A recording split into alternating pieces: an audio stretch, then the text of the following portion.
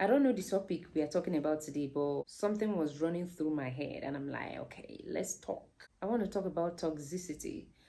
I'm going to make another research and bring a detailed video. But first, let's talk. You don't need to be told when a relationship or friendship with someone has turned toxic. And it's not all just about dating partners. It can be just a girl with her bestie girlfriend or a man with his bestie male friend. We need to know when relationship has turned toxic for us to step out of it. I know that sometimes it can be hard to step out from. Some people still stay in that relationship because of fear.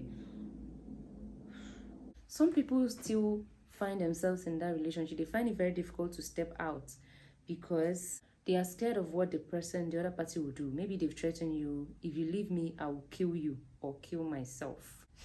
I think in another video we're going to talk about how to leave a toxic relationship. But this is a video of trying to let you know that you don't need to be in that toxic relationship. When I mean toxic relationship, it is not when they raise knife at you that you know it's toxic. A relationship whereby you guys just don't understand each other. You keep arguing day in, day out. You argue most of the time. You argue a lot. Nobody wants anybody to talk. The both of you just want to keep talking. Every day you argue.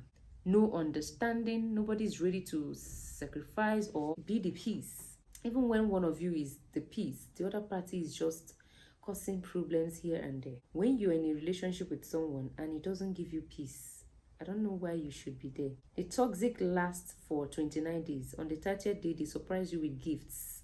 And you use just that gift to cover for 29 days of toxicity. For example, when you're dating a guy or a girl and the minute they raise their hand on you, they don't need to beat you, but something happened and the guy just did this way.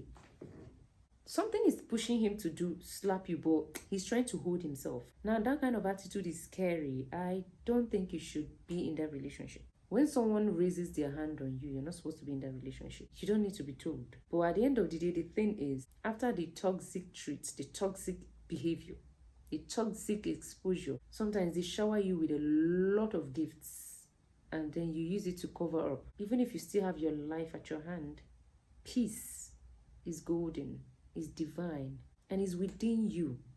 So if anything is causing you pieces, if anything is not giving you peace, I don't see the reason why you should still attach yourself with something that is taking away your peace. You need to work out of that toxic relationship today. Sometimes it's not that they raised your hand. Sometimes it's not like they brought a knife to threaten you. But sometimes they stalk you so much. You go here, they ask you where you're going to. You come back by this time.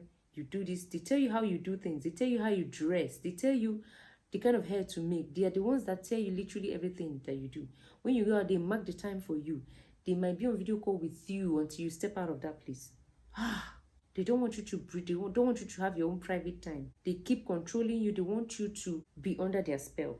I don't need to start analyzing it. I don't want this video to be too long. I just want to say something like, but there was a time I made a tweet on toxicity and someone said something like, if she's not toxic, I am not dating. There's a difference between someone is, a bit jealous, but there's this kind of jealous that is very toxic. There's this sign that someone uses jealousy to show you that they like you or they are jealous. Of course, someone that likes you will get jealous when someone else is trying to take you away from them. But that jealousy should have limit. They're not supposed to be controlling your entire movement. What you do, what you eat, what you wear, where you go, how long you stay there, who you talk to, how you mingle with your friends. No, that relationship is toxic. They don't hit you, but one day they will.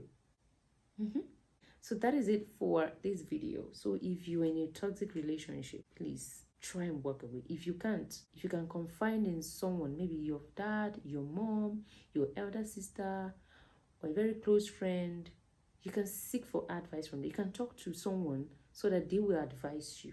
You can also talk to a counselor, a therapist, a psychologist.